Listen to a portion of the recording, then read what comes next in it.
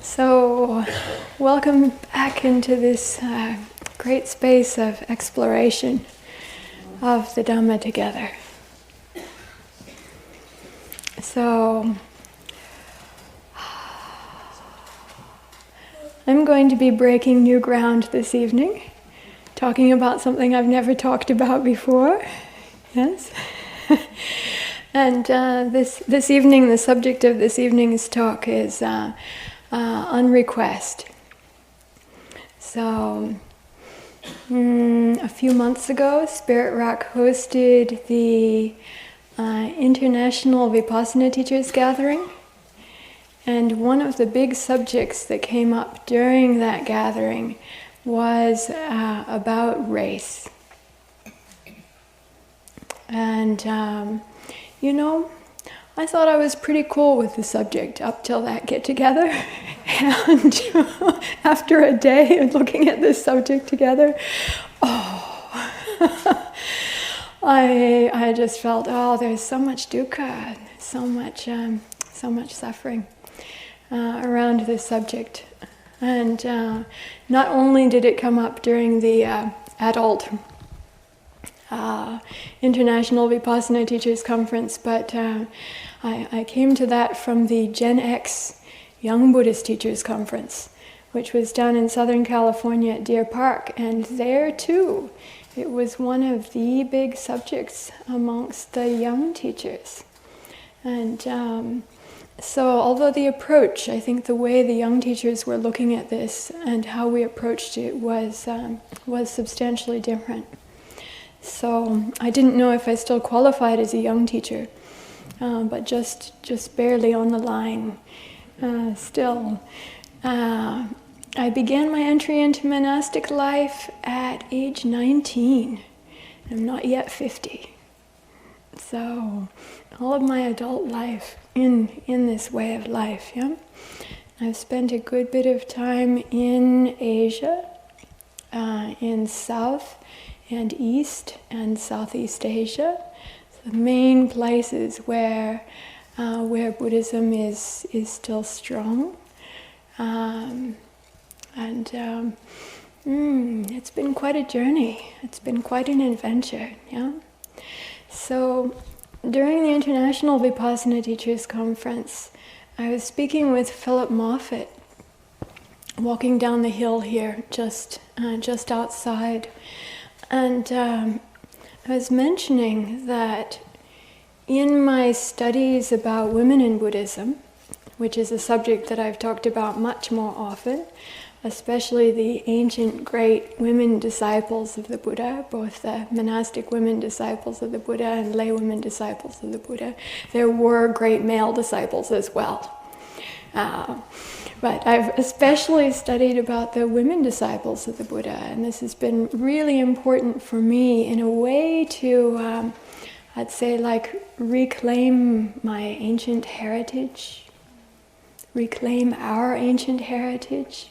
Yeah, I've even spent at the advice of one Thai meditation teacher with a computer not so different than this one, spent hours in evenings looking at the pictures of the relics of these ancient disciples. Just after a body has been burnt, there may be these fragments of bone and little pieces left, and just looking at them, the computer screen, sitting with them and meditating with them. And in a way it seems ridiculous. It's like, I care about their heart. I don't care about the remains of their bodies.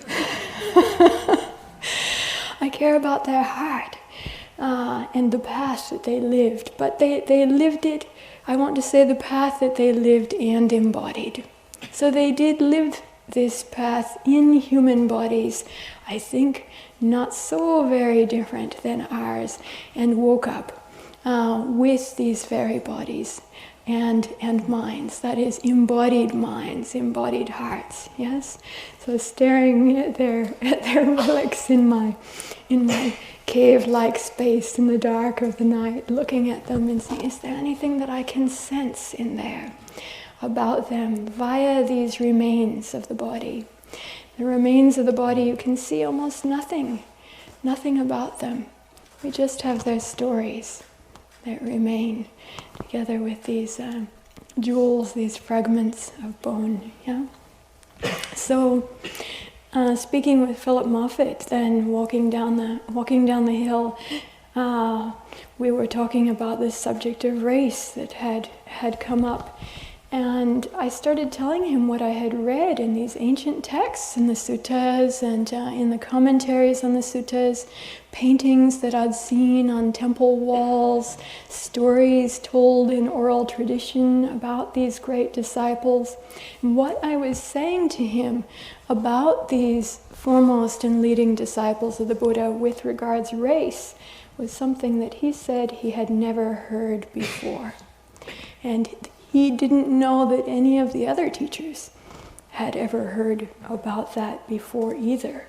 And he had certainly never taught that in his classes, in retreats, not knowing, not taught.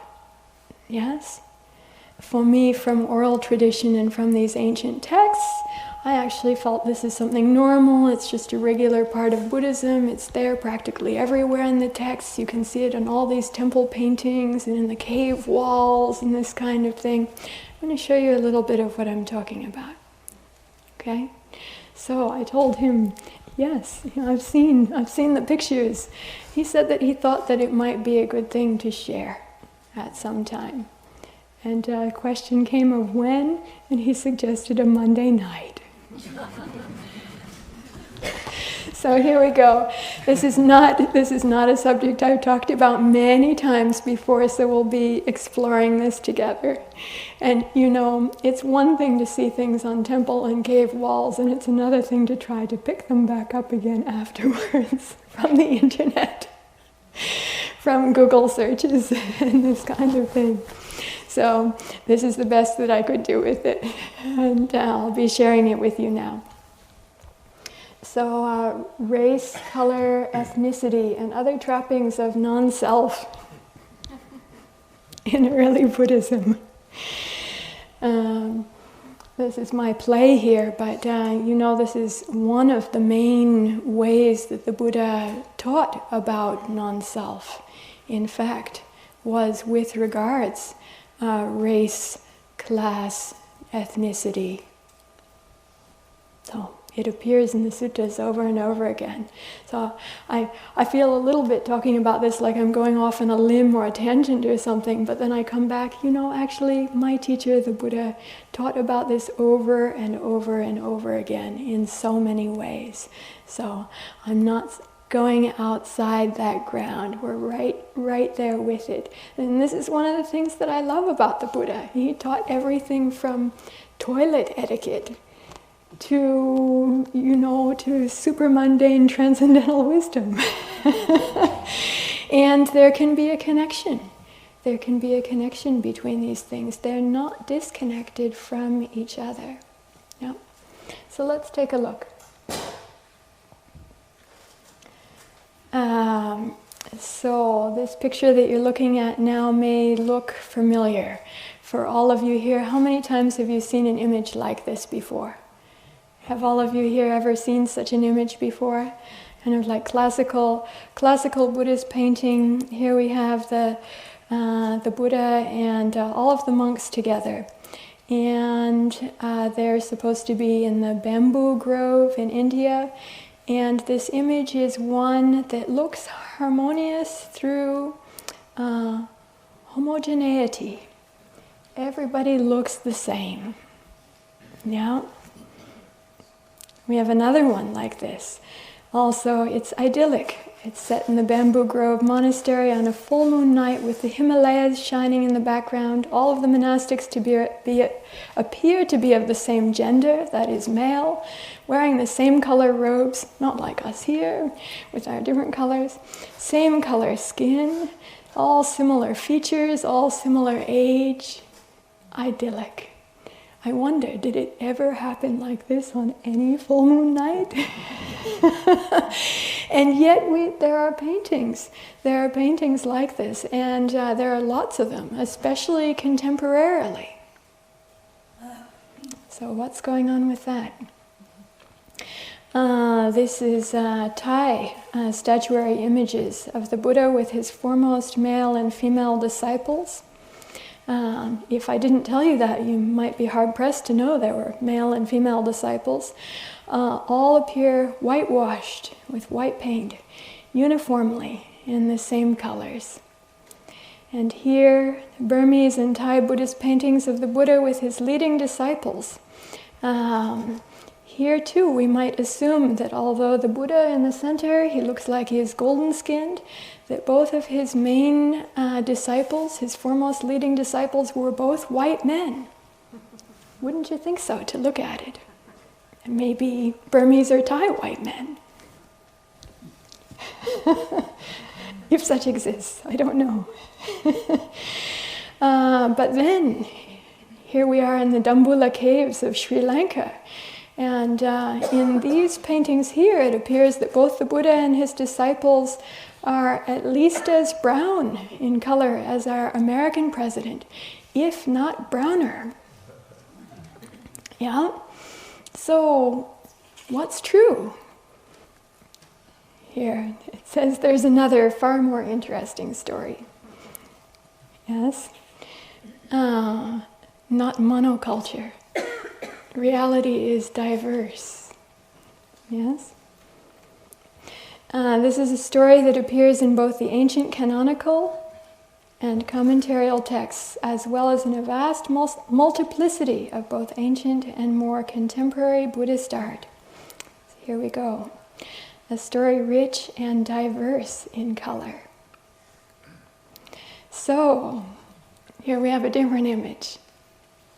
According to the texts of the Buddha's two foremost leading male monastic disciples, bhikkhus, Sariputta of great wisdom, the Buddha's right-hand man or right-hand monk was supposed to have been of light color, and Mahamoggallana of great spiritual power or great spiritual potency, as the Venerable Bhikkhu Bodhi likes to say, great spiritual potency. The Buddha's left-hand monk is supposed to have been of dark skin, and not just a little dark, but very dark, like blue-black. Whatever blue-black is, according to the old poems, the Indian poems, blue-black was considered to be an especially beautiful and even quasi-divine color to be born. Just to let you know. So he was such a beautiful dark skin color that he's sometimes portrayed as blue, like another well-known dark-skinned Indian saint, Krishna, whose name literally means black. So I particularly like this. Now if I were to translate Hare Krishna for you, it's like, Hail Lord Black.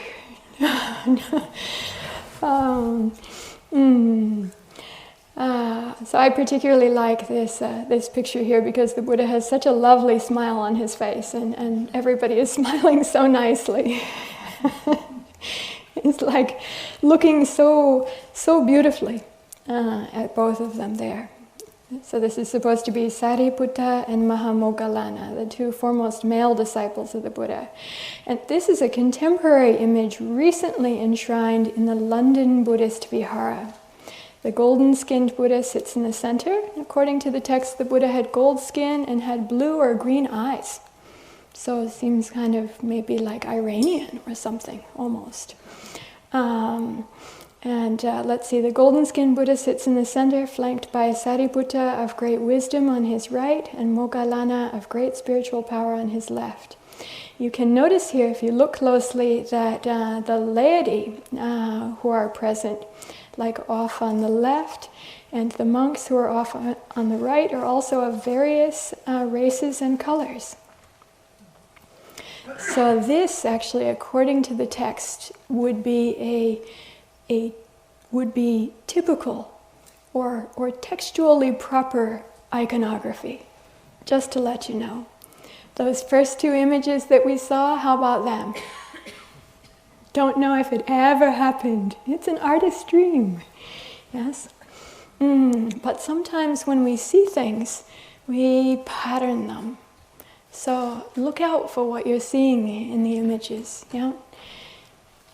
So here's another one that I really like. I personally like this tender and moving portrait of the Buddha bathing and nursing a poor, frail, sick monk who had been abandoned by his peers. Here the Buddha mentions to those who would follow him, almost Christ-like, that we have no one else but each other, and that if we have love for him, that is the Buddha, to give care for those who are suffering, as if they were him, that is, as if they were Buddha. And here in this image, this is a Sri Lankan Buddhist image, here it's a white man who is portrayed as the abandoned other, the object of compassion. But what of the foremost leading women disciples of the Buddha? Now we get into territory that I've studied more about. But to know what I'm sharing with you now actually comes from delving into the texts and the histories or the her stories with regards women in Buddhism, trying to understand. For example, 25 years ago when I entered into Buddhist monastic life, not possible anymore to be a bhikkhuni in Theravada Buddhism. And I encountered some pretty negative stuff about women. And I was thinking, what? Yikes, where did this come from? What happened? Is this the same Buddha that I understand to be, free of all of these things, free of all prejudice, free of all aversion, understanding the depths of what our human hearts are and the quality of liberation? Is this the same? What happened? And it's in the studies of the developed theologies of gender.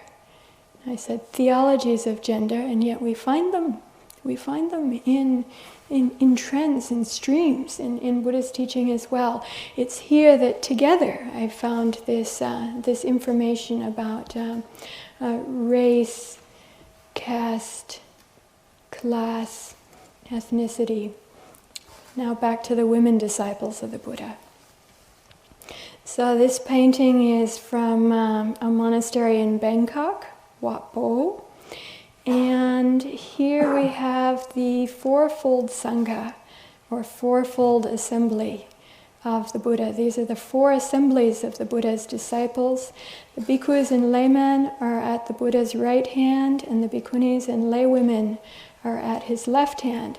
So if you didn't know and you didn't look closely, I bet you wouldn't even know that those were female monks or female monastics or nuns who were there on the right side of the picture, yeah?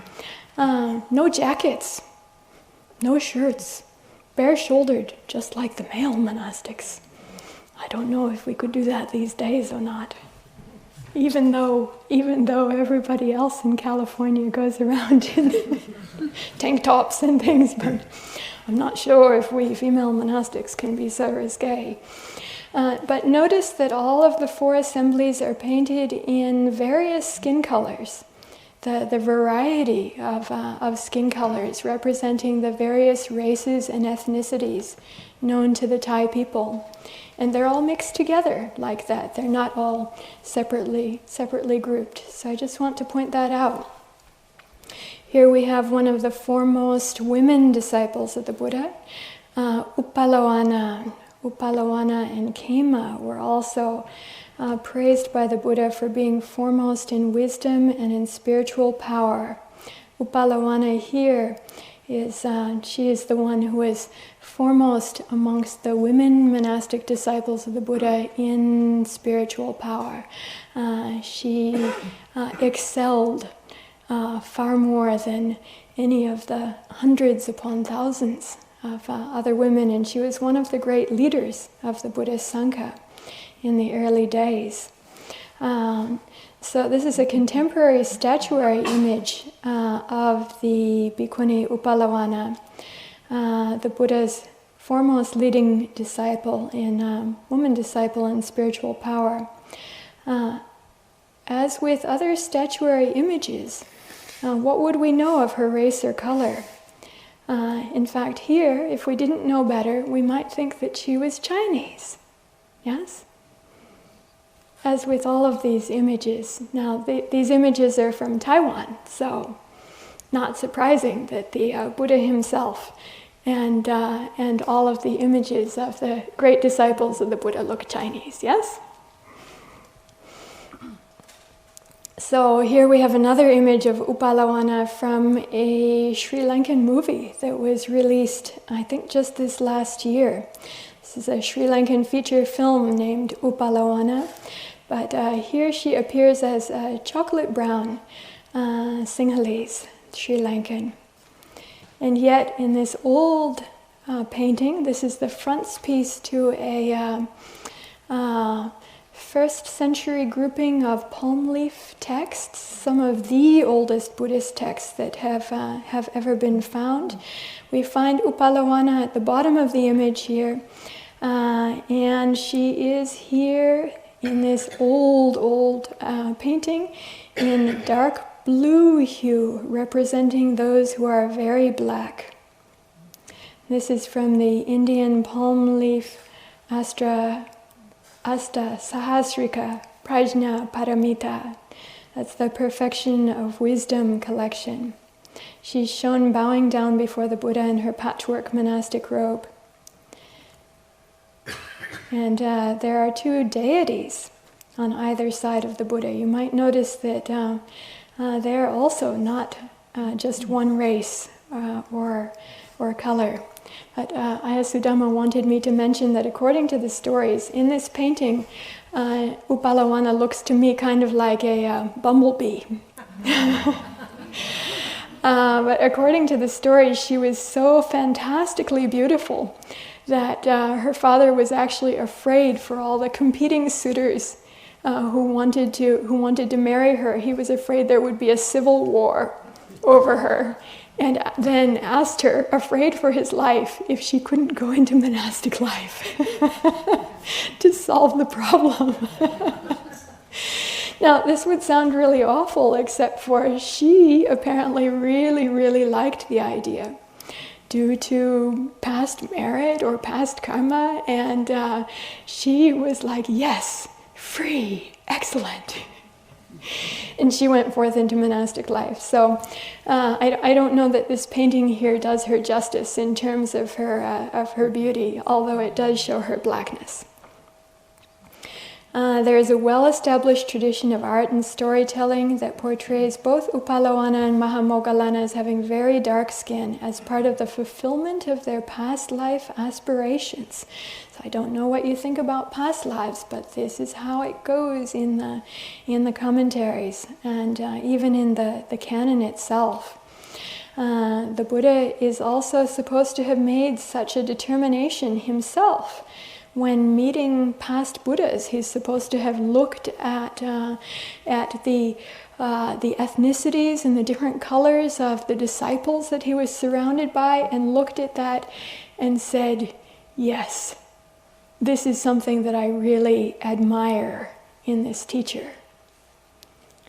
His ability to bring everyone together in the way that he did, and how all of those disciples had, a kind of, I don't want to say equal standing, because each one of them was praised as being excellent in something different. And yet, they were all amongst the foremost leading disciples of the Buddha. Yeah? So the Buddha is also supposed to have admired past Buddha's foremost disciples of both lighter and darker skin tones, which inspired and affirmed the various varnas. Varna literally means color. Later it came to mean class or one's occupation. And then later still, according to the scholars, after the Buddha's lifetime, in fact, came to mean caste. So, and caste related to birth. So he's supposed to have admired how all the colors and classes and ethnicities of people were fully participating in the former Buddha's dispensation, teaching. And that admiration, together with his aspiration to become a Buddha, is supposed to have been part of the conditions that then gathered together in things being the way they were in his own lifetime. So I just share this with you from the text. According to Ranjini Obesekere in her Portraits of Buddhist Women, since the rank of chief disciple, whether male or female, had to be filled by one of dark complexion, she was born, this is about Upalawana, she was born as dark-skinned as a garland of blue lotuses. Ranjini Obesekere notes that the chief disciples of the chief disciples of a Buddha, one is always dark complexioned, the other light. Thus the elders Mahamoggallana and Upalawana's dark complexion and Sariputta and Khema's light. According to Obesekere, this was to perhaps emphasize the all-embracing inclusiveness of the Dhamma in the context of the various peoples and castes of the Indian subcontinent. And I have a note here, Venerable Bhikkhu Bodhi and other scholars find that the caste system seems to have come into being as such after the time of the Buddha. The suttas themselves reflect a system of classes that are not solidified by birth, just to let you know. So now here we move into a few more paintings from the Perfection of Wisdom genre, which may have originated around the 1st century of the Common Era. These generally illustrate racial and ethnic plurality in a positive and affirmative light. Here the golden-skinned Buddha sits in teaching mudra with 2 saintly dark-skinned monastic disciples on either hand in rapt attention. He has a big smile on his face there, doesn't he? This is a largely smiling image of the Buddha. Here's the Buddha's final passing away, his parinibbana, or final nirvana.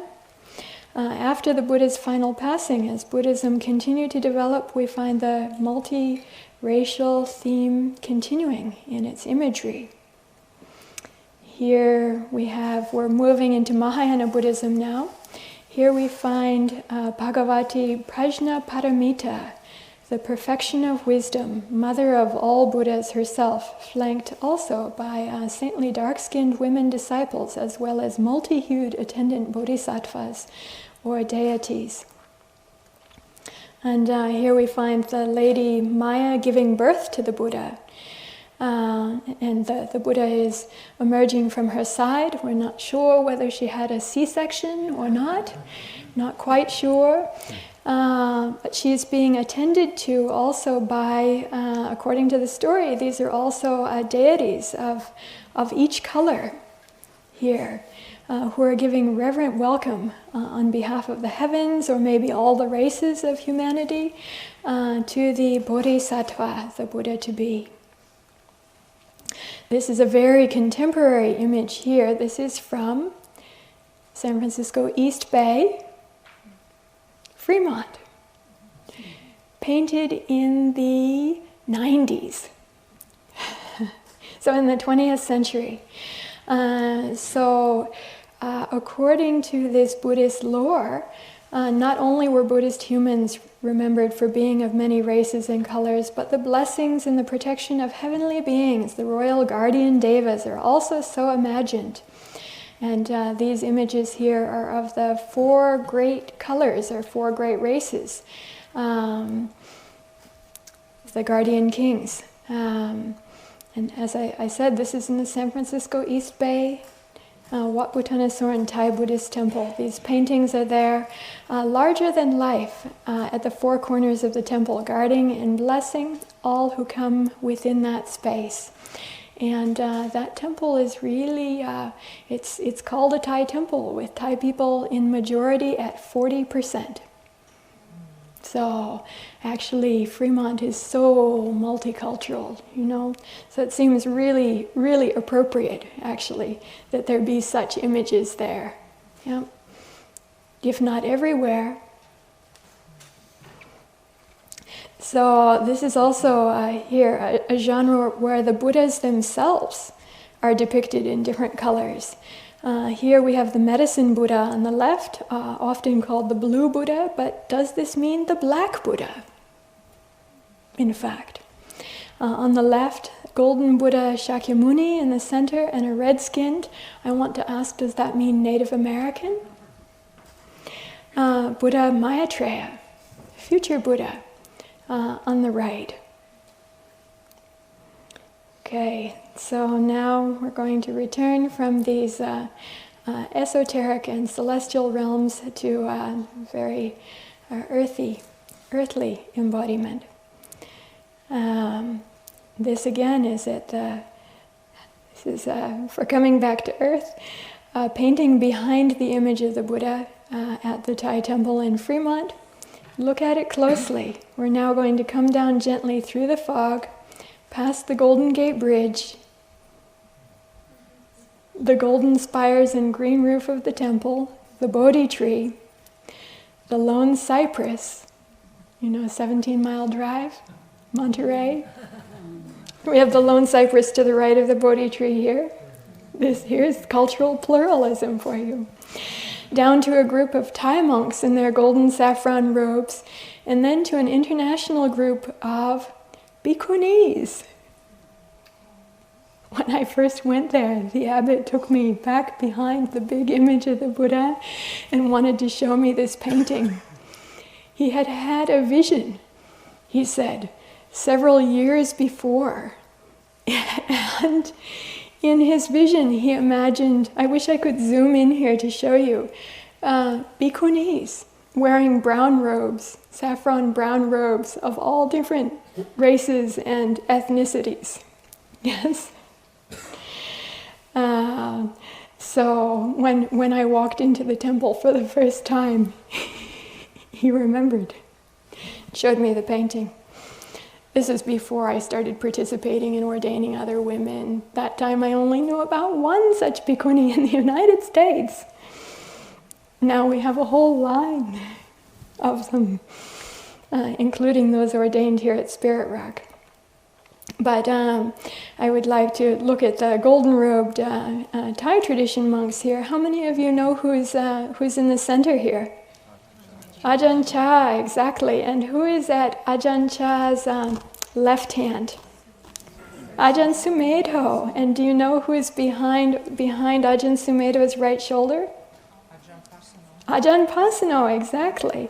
Ajahn Pasano, the abbot of Abhayagiri Monastery, just north of us in Mendocino County. So when I was searching for images to show you, I did a Google search of Buddha with multi-ethnic Sangha images. A Google search, yeah? And actually, these images here, this is one of the main ones that came up. So here you have Buddha with multi-ethnic Sangha. And I'm going to show you the top ranking Google images here, the top row, okay?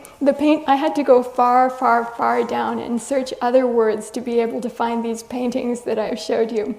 Here's another one that came up top in the Google search, Buddha with multi-ethnic Sangha. Do you know where this is or who's in the front of the line?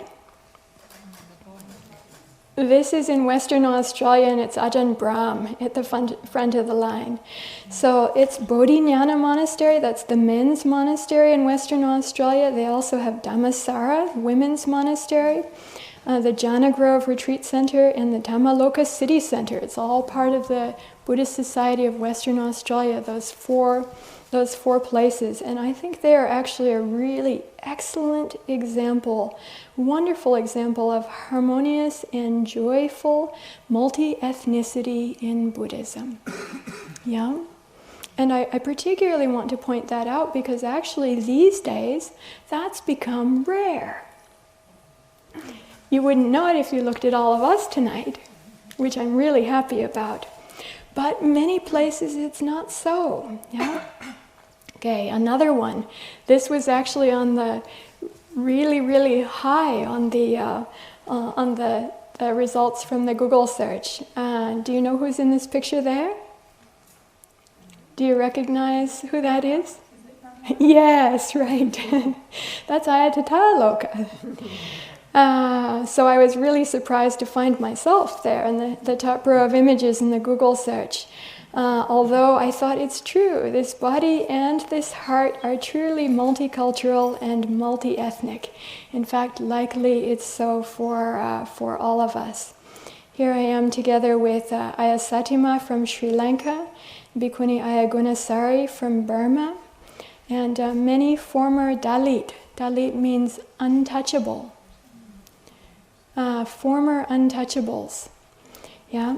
So there are many people who, according to Hinduism, have become outcasts or untouchables, who now coming to Buddhism are no longer untouchables, and have become Buddhist monastics. So here we are together in the Indian state of Maharashtra. And do you know this place here? Spirit Rock, exactly.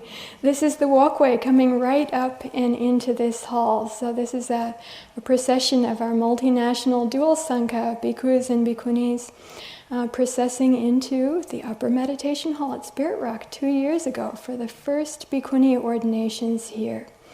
Monastic and lay teachers and friends from all around the world came together here, north and south, east and west, in true and ancient Buddhist style.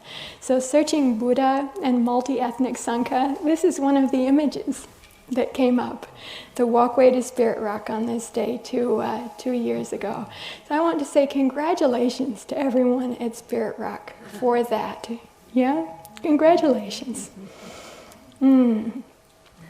So if you pay attention to contemporary news, you might have heard about ethnic and religious clash and conflict in some places, in Sri Lanka and in Burma these days, with Buddhists getting into trouble with Muslims and or Tamils in Sri Lanka. And personally, I'm really sad to see that. I feel like, I'm sorry to say, but I think, what are they thinking? Oh dear, what's going on with that?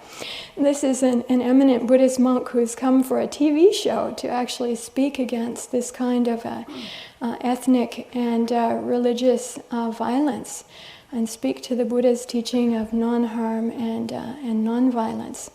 He's saying here, once they reach the sea, they are all referred to as the ocean. He's speaking about all of us and speaking about the Buddha's teaching on liberation. Yeah? Ayya Sudhamma wanted me to mention here that the Buddha emphasized action and absolutely denied that clan, class, race, or bodily characteristics have anything to do with someone's worthiness. Instead, he emphasized our actions of body, of speech, and of mind. Yeah. So there is a place in the suttas. This is from the long discourses of the Buddha. The Ambata Sutta. There was a young Brahmin named Ambata who came to make inquiry with the Buddha. And he actually, in the beginning of the sutta, he's speaking to the Buddha really, I would say, very rudely and offensively. And he's making the assertion that because the Buddha associated with people of different classes and different races, that had degraded him. And that he's saying really bad things, like that brought him down to their level, and like he's lost his great status in society, and calling him something that's like foot scourings. So for people not wearing shoes and walking around barefoot, it's like scraping the dirt off their feet. So he's saying something like, "You're not even foot scrapings." So really, it seems like really quite insulting and degrading speech. And if the Buddha were someone else, maybe those great disciples could have just tossed that guy out. But not our Buddha. they had a long conversation together, really probing into where do these views come from? What's going on with this? Looking into it and really taking those views apart. And this was not an easy conversation for this young man. And the Buddha, in the midst of this sutta, recites a particular verse. And the verse goes, Vicha charana sampanno soseto teva manuseti. So, consummate in wisdom and conduct, she or he is said to be most excellent among heavenly and human beings. And the point is, then, what is the point here? What is that an answer to? So this youth then asked about this. What does it mean to be consummate in wisdom and conduct, such that one can be supreme or most excellent or best among human beings? And this is the Buddha's answer. In the supreme perfection of wisdom and righteousness, Ambata, there is no reference to the question either of birth or of lineage or of the pride which says, you are held as worthy as I, or you are not held as worthy as I. For whosoever, Ambata, is enslaved, and this is an interesting word to use here, or in bondage to the notions of birth or of lineage or to the pride of social position or of family connections, they are far from the best wisdom and righteousness. It is only by having got rid of all such bondage that one can realize for oneself the unexcelled perfection of wisdom and conduct. So this is the end now of my picture show. Yes, and yeah. I would like to turn to you now. I would like to ask for all of you here, how many of you feel like for what you just saw, like you already knew that, no new thing, completely familiar, or even you didn't know it, like, of course. How many here? Yeah? There are more and more hands going up. Don't be afraid to have your hand go up. For me, I felt like, of course, it should be like that, but not necessarily. If we haven't thought about it, if we haven't studied in this kind of way, if we haven't seen these images, if we've grown up with different kinds of ideas or different kind of culture, might not seem like that, yeah?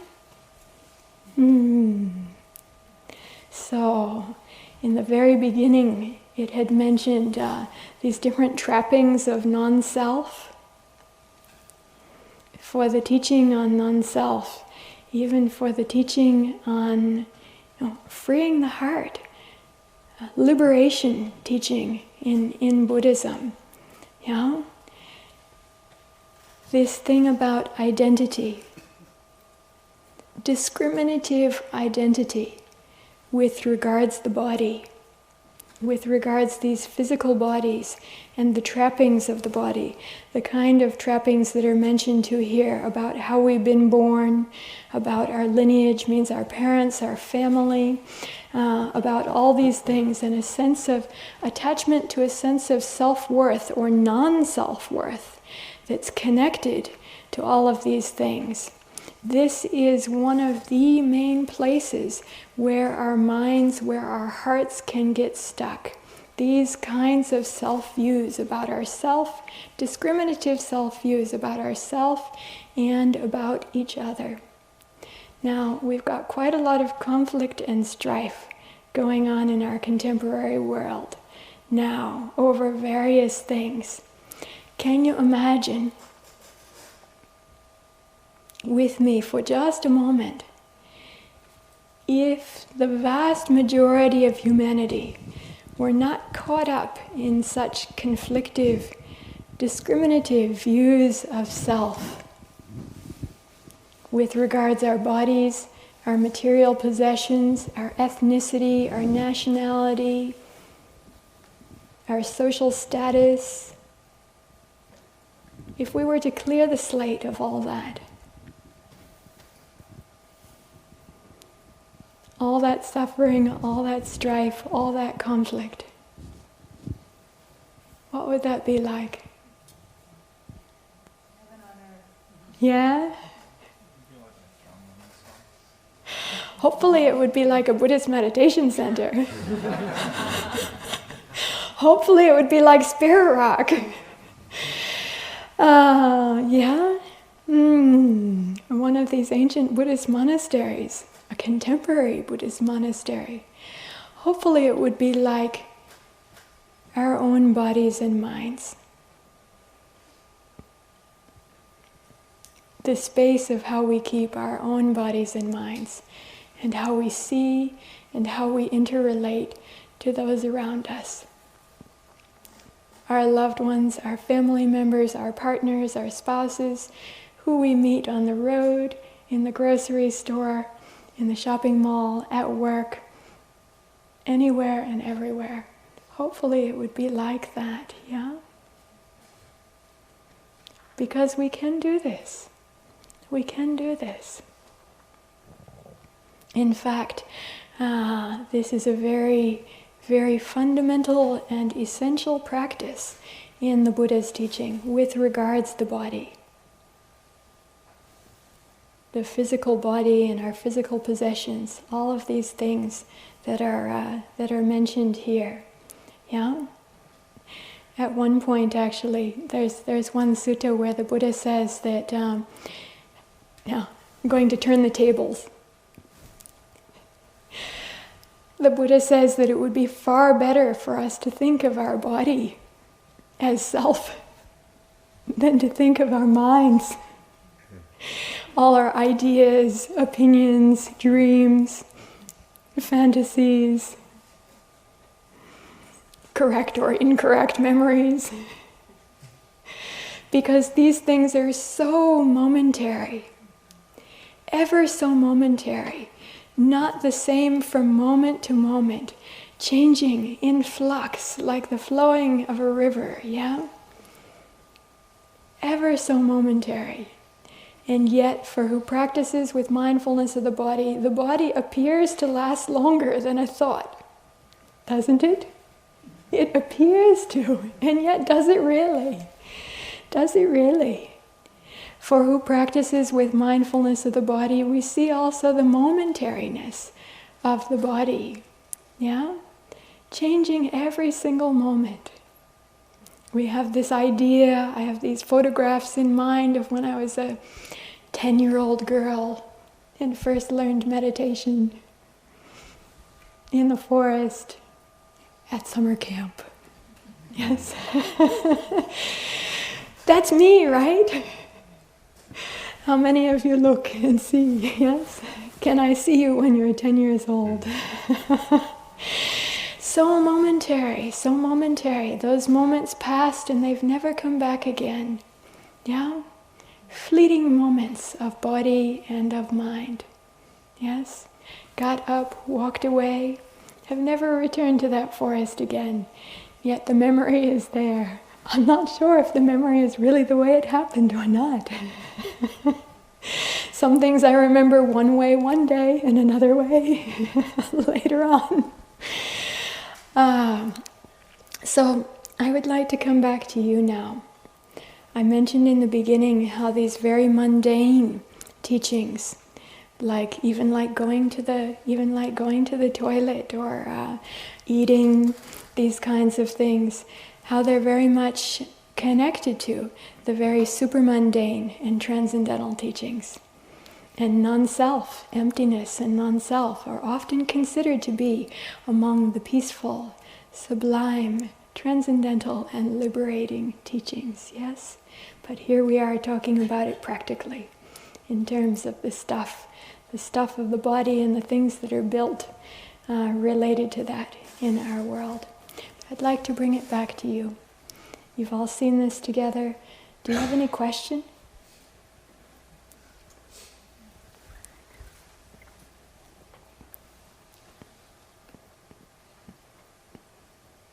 Is there a way to give mic? Mm-hmm. Yes. I'd like to know if you have any question about what you've seen, or what you've just heard, what we've just been talking about. I have a question. Yeah. So there was the image of the red Buddha earlier, and you had made the connection, well, maybe Native American Indian or something. I didn't get that from the text, by the way. Yeah. That was just me saying that. Yeah, and that's my question is, was there ever any connection in the text of what the red person where they may have been from, or if that was a symbol of some virtue or something? Interesting question. As far as I've learned, the texts often mention four great races or four colors. Yeah?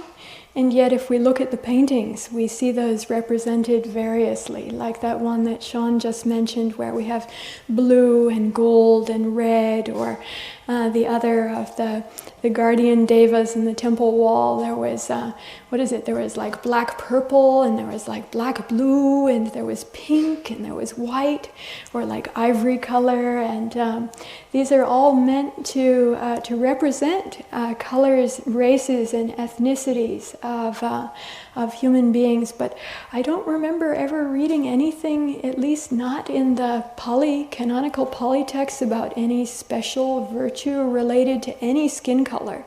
In fact, just the opposite. There are those who came to the Buddha and were asserting that different skin colors were related to different statuses of holiness, or this kind of thing, or should have special rights in society because of being, more excellent or more holier than thou. But the Buddha really, I don't know of any case where he actually agreed with that. It was very much into, it's the qualities of mind, it's the qualities of heart and our action, especially our intentional, our conscious and choiceful actions that make one, holy or degraded. Yeah, and really strongly emphasizing that part. There were different theories about race in the Buddha's lifetime. Ayya Sudhamma had opened up a sutta from the middle-length discourses of the Buddha. Can you show that to everybody right now? The middle-length discourses of the Buddha here is the Vaseta Sutta. And she could tell you what number it is. 98. 98? 98. The Vaseta Sutta number 98 from the middle-length discourses of the Buddha. And so some people thought that people of different colors were actually different species. Does that sound familiar? We've actually gotten confused about that relatively recently in human history, I think. And the Buddha, maybe very much ahead of his time and contemporary biology, he said no. So that theory was alive in his lifetime, at least as represented in these texts. And he was saying, no, it's true that insects and trees and mammals are different species. And he was listing why, what makes them different. And then he goes into the characteristics of different human beings and saying, no, not so, not a different species. So this relates both to gender and to race, yeah? Because maybe not in the Buddha's lifetime, but a little bit later on, and in Greece around that time, I think it's Aristotle who thought that women were not completely human. And then there are texts that appeared in India after the Buddha's lifetime that also said the same thing, and propounded by who were supposed to be like the great religious authorities, and like saying people who were enslaved of different races, that was okay because they weren't fully human, and then saying that women were less than slaves, and there are these texts that say this kind of thing, and I read these things and I think, wow, and yet human beings, we can think all kinds of things. Isn't it amazing? Isn't it amazing what kinds of things we can think? Yeah, and different systems that we can make up. How amazing. But the Buddha did not agree with different colors of people or different ethnicities being of different species. Said all those who he was talking about then were of one human genus. Is that the right word?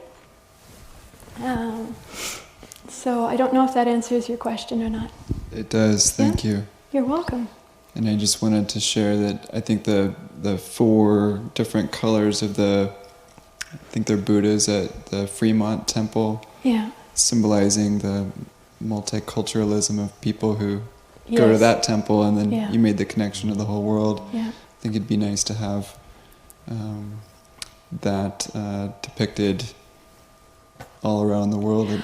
I think so too, yeah. Maybe and here in at fact, Spirit Rock. I have a friend who is a Buddhist artist named Marlai. She's a Buddhist artist and author, and I was actually thinking similarly, and I was talking to Mala about the possibility of making such a painting for Spirit Rock. She said she would love to. She said she didn't think, I asked her, can you have it ready by the 28th?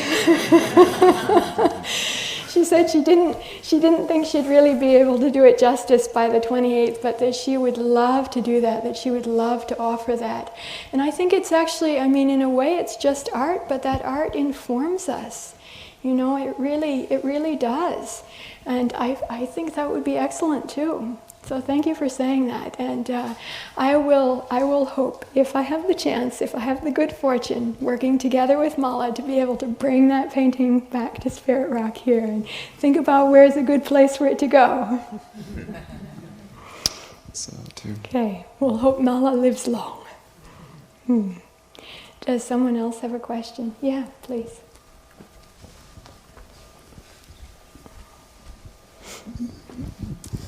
First of all, I want to thank you so much for this talk. It was really powerful to see all these images and realize how, even though I've seen the images, I haven't seen the images. And it's an incredible consciousness raiser and very, very interesting. And I'm really grateful that you went out on this limb that shouldn't even be a limb. It should just be a part of our consciousness. And I am particularly interested in the situation of the bhikkhunis and gender, and I was wishing that your slide really included gender. Your slide performance here had more about the situation with gender. And from your research, I want to ask you about the history. And this was by request. Yeah, okay. To do this evening was by request, yes? I actually wouldn't have thought of it myself otherwise. Well, then I'd like if there's a wish to learn more about this, if there's an invitation, if there's a request, I would be willing to think about that too. I don't know. Monday night, how do you feel talking about race on a Monday evening after meditation? So if there was a wish for it, I'd be happy to. Please go ahead. With no power hierarchy behind me, I would love to have you talk about gender, and I loved having this tonight for our post-meditation meditation. And my question was... We can thank Philip Moffat for his idea. My question was, I was kind of excited to see the picture of the bhikkhunis at Wat Po. And I I probably saw that picture when I was there, but I didn't see the bikinis in it. It's very easy to say bikini. Don't worry. I've heard it many, many times. That's okay. And, what would you call a male of the species then? and my question is, I just would like your comments just a little bit more on the history of Buddhism and Buddha not wanting an order of women, and also in Thailand, are they ordaining women now in Thailand? Because I was really surprised to see that painting, and then I don't remember if they're ordaining women in Thailand. These days, women are starting to fully ordain in Thailand. Starting to happen. I'm not sure who you mean by they. If you mean Thai Supreme Patriarch passed away 2 days ago.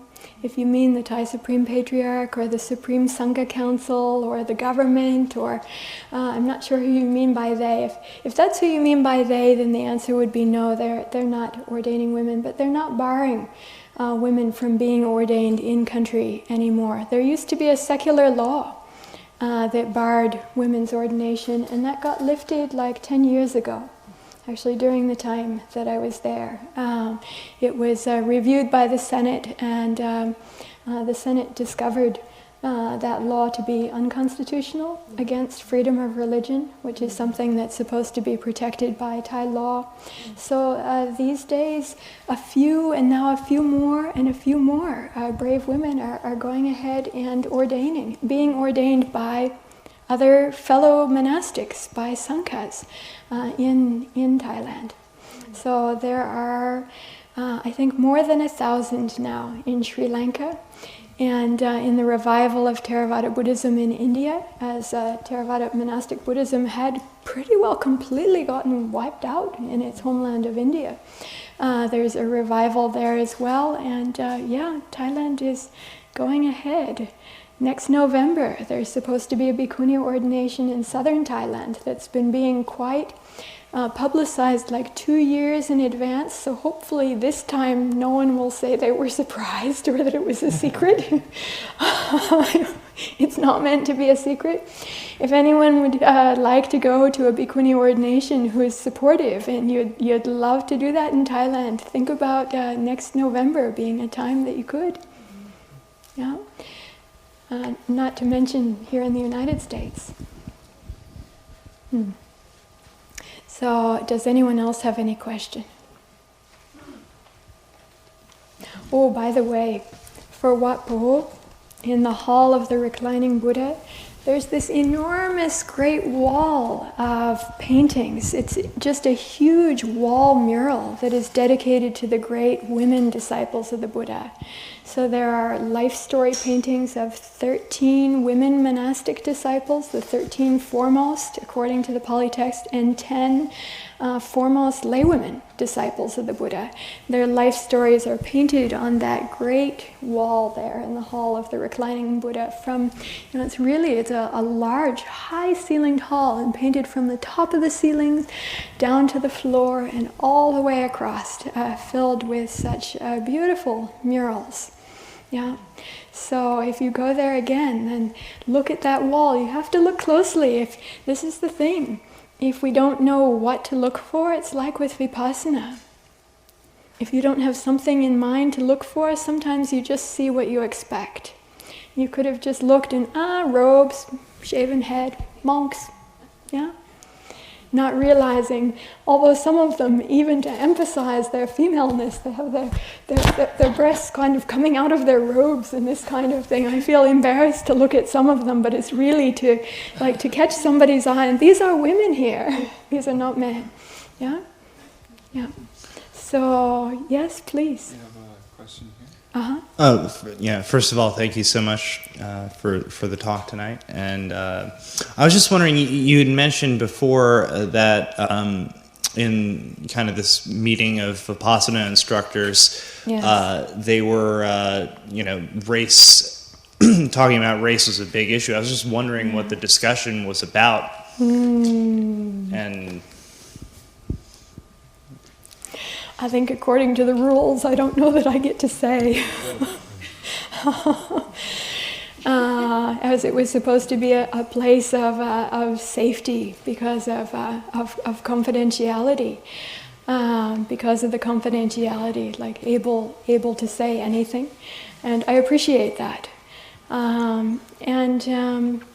We went through some exercises looking at how ideas of race have come into being and how they've changed over time, which I found personally really useful because just seeing how things come together, where they come from and how they change, that in and of itself, it's like, again, like with insight meditation, like with vipassana practice, you see the conditions that bring something together, then how it shifts, how it changes over time, but it's actually identityless. It's not actually anything fixed. It's something that is in flux, in flow, changing all the time, just like our sense of identity. Yeah? This too. So I appreciated looking into it in this kind of way because there's a kind of a freedom or a liberation that comes with that insight. That realize there's no fixed identity here. And there's no fixed me, there's no fixed other in this. Yeah? So if we were a river, we'd be streams all flowing together. Yeah. So I'm realizing now that it's 9:24, and that 9:15 was the time that was set to conclude. I told Sean that if the clock wasn't here, that I could likely speak till midnight. But I think with it being Monday night, some of you may have something to do tomorrow. And for who very kindly gave a ride here as well. I want to be respectful of them. So I want to thank all of you for being with me in this great experiment this evening. It's a growth and a learning and an unfolding for me too. So I really appreciate the invitation to look into this and in a way to get beyond my prejudice of what is Dhamma and what's not Dhamma. So I often like to talk about other kinds of things, and to really be true to the Buddha and the Buddha's intention and the Buddha's intention for his teaching and for his Sangha, for all of us, for all of our welfare, our peace of mind, the liberation of our hearts from all kinds of degradation and bondage, and to be true to that, to be true to this in this aspect as well. So looking at and getting through the trappings of self and non-self. So thank you very much for joining me, and I hope that you would join me in sharing this dedication, the Buddha's dedication, together.